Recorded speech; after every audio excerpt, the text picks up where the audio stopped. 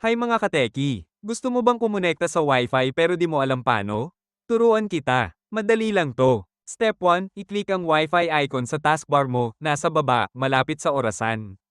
Lalabas dyan ng listahan ng available Wi-Fi networks. Step 2, piliin ang pangalan ng Wi-Fi mo sa listahan. Example, home connection. Pwede ring i-check ang connect automatically. Step 3, ilagay ang Wi-Fi password mo. Nasa likod yan ng modem o router mo. Siguraduhing tama ang pag-type, capitalization kasama.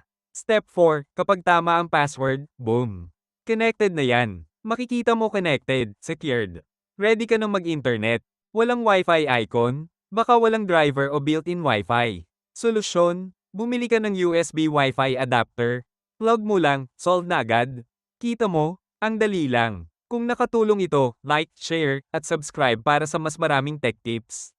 Salamat sa panunood, Kateki!